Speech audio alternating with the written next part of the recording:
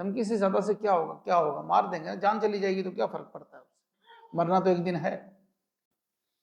اعوذ باللہ من الشیطان الرجیم، بسم اللہ الرحمن الرحیم۔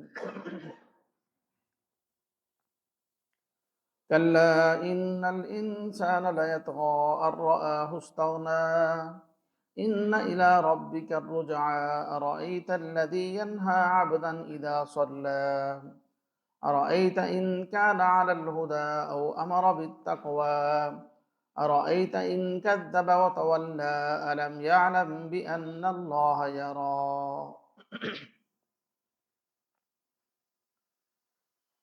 سورہ علق ہے، کل اس کا ابتدائی حصہ ہم نے پڑھا کہ قرآن پاک کی سب سے پہلی نازل ہونے والی آیات جن سے نبی پاک صلی اللہ علیہ وسلم کی نبوت شروع ہوتی ہے وہ 5 آیات کل ہم نے پڑھی۔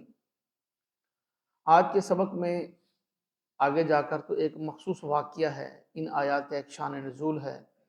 ابو جہل کے بارے میں یہ آیات نازل ہوئیں، لیکن شروع میں جو بھی ہم نے آیات پڑھی ہیں اللہ پاک نے مطلق انسان کے مزاج کو ذکر کیا ہے۔ عمومی طور پر جو انسانوں کا مزاج ہوتا ہے اس کو ذکر کیا ہے، اور اس مزاج کی خرابی کا پھر علاج بھی بتلایا اللہ پاک نے کہ ٹھیک کیسے کرنا ہے۔ چنانچہ فرمایا کلا ان الانسان لیطغی، ہرگز نہیں، بے شک انسان البتہ سرکش ہو جاتا ہے، ان رآہ استغنی، جس وقت وہ اپنے آپ کو بے پرواہ دیکھتا ہے۔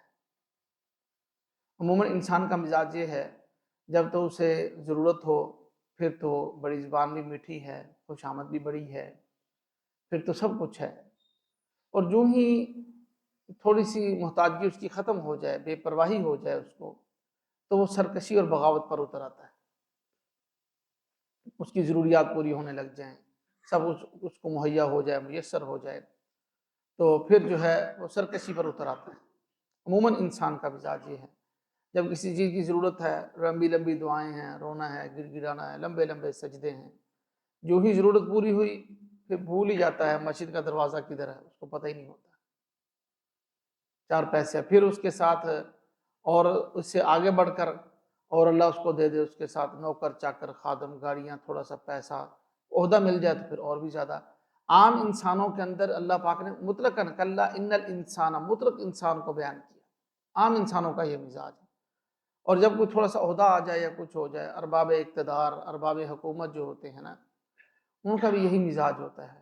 جب خود حکومت میں نہیں ہے تو ہم دیکھتے ہیں تو وہ بڑے میٹھے، اور ان کو سب کچھ سارے اخلاقیات بھی یاد آ جاتے ہیں، عوام کی بھی فکر لاحق ہو جاتی ہے، مہنگائی کی بھی فکر لاحق ہو جاتی ہے، سب کچھ ہو جاتا ہے۔ جو ہی اقتدار میں آئیں تو سب کچھ بھول جاتے ہیں، پھر ظلم، جبر، تشدد، پھر جو کچھ ان سے ہو سکتا ہے وہ کرتے ہیں۔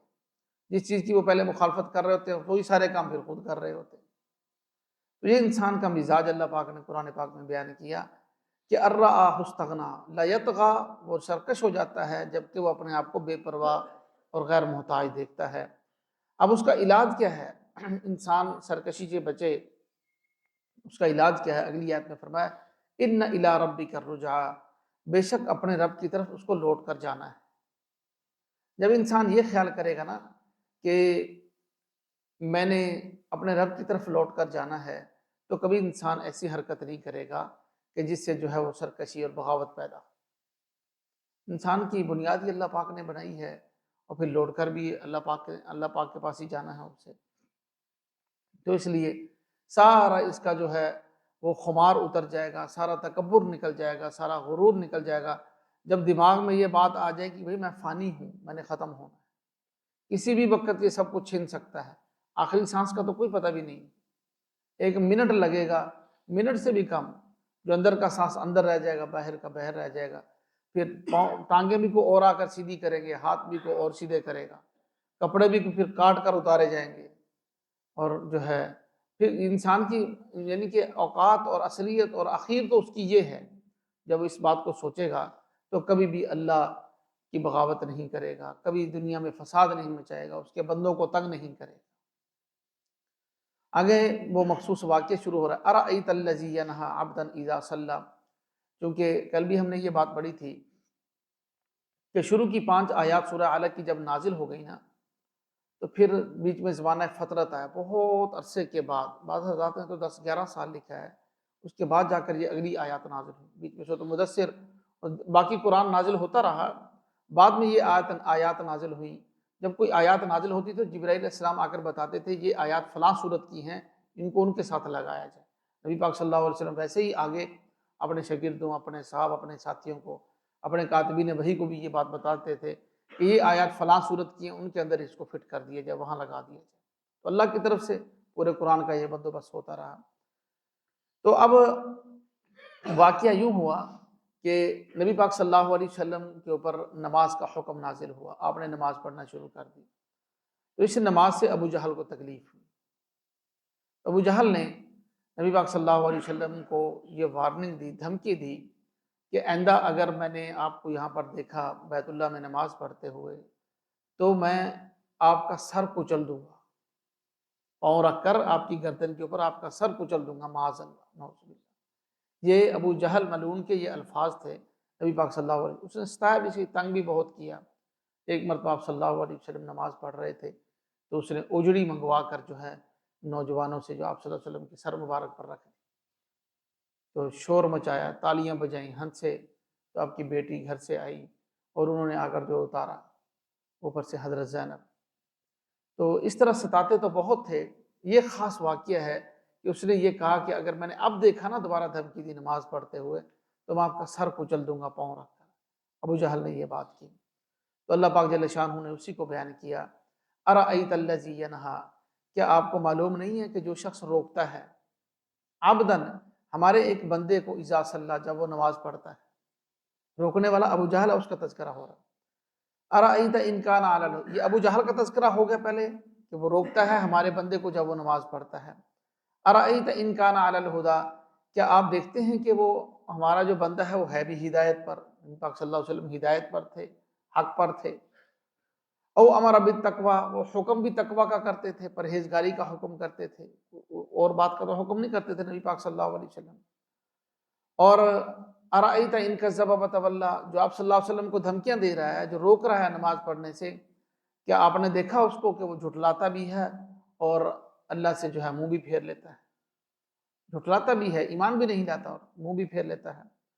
الم یعلم بان اللہ یری، کیا وہ جانتا نہیں ہے کہ بے شک اللہ دیکھ رہا ہے، اللہ دیکھ رہا ہے۔ یقین مانیں کہ مومن کے لیے سب سے بڑی تسلی والی بات جو ہے نا وہ یہ ہے کہ اللہ دیکھ رہا ہے۔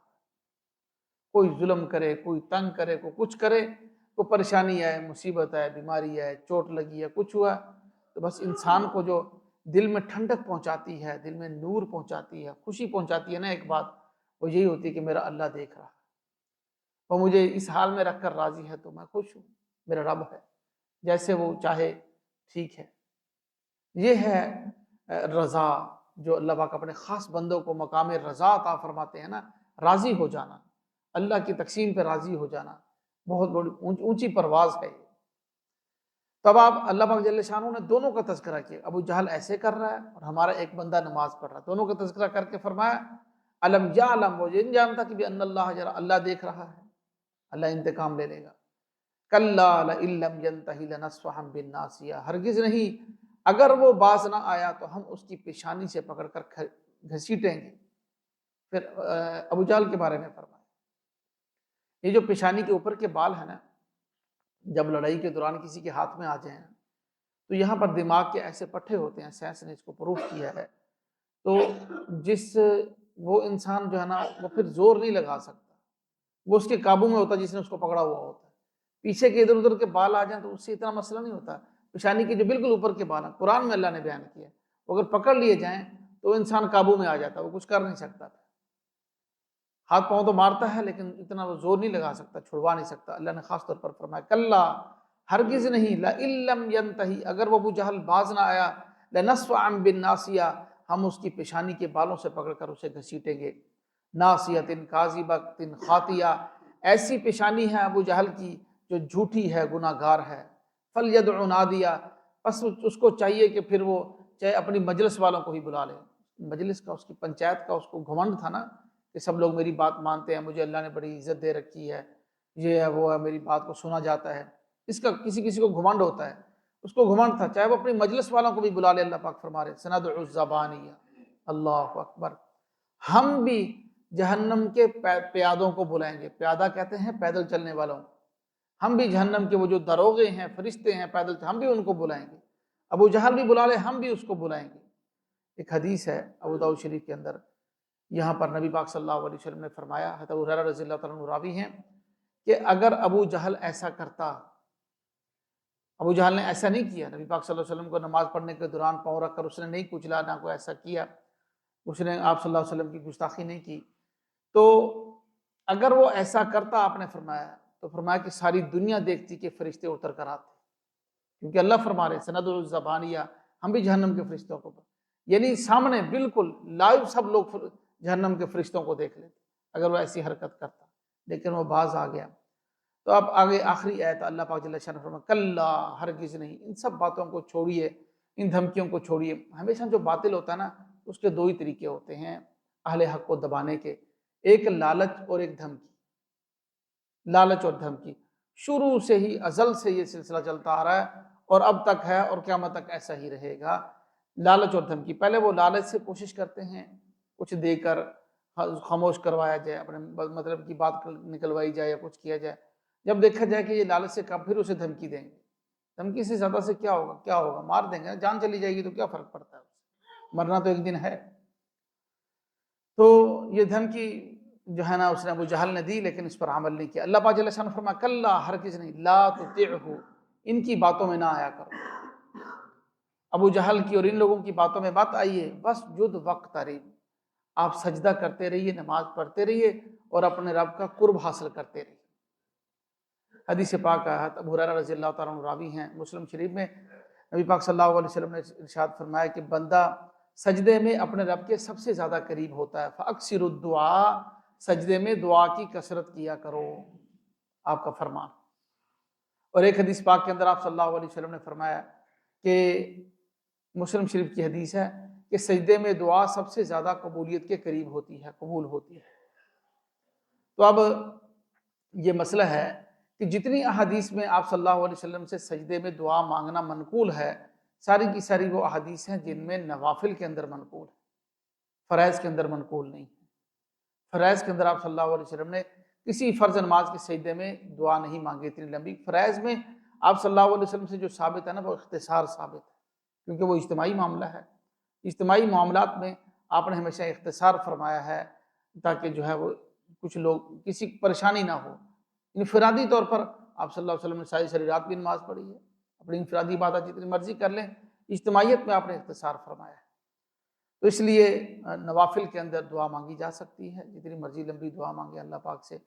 تو اور یہاں پر یہ بھی ثابت ہے کہ آپ صلی اللہ علیہ وسلم نے اس آیت کے اوپر سجدہ بھی کیا، سجدہ تلاوت واجب ہے، دیکھا بھی وہ یہاں پر جو ہے آخری سجدہ قرآن پاک کا 14واں سجدہ جو ہے اس آیت پر ہے، اور سجدہ تلاوت واجب ہے۔ ابھی سننے والوں پر، پڑھنے والوں پر، سب پر واجب ہو جاتا ہے، جو قرآن پڑھ رہا ہو، سن رہا ہو۔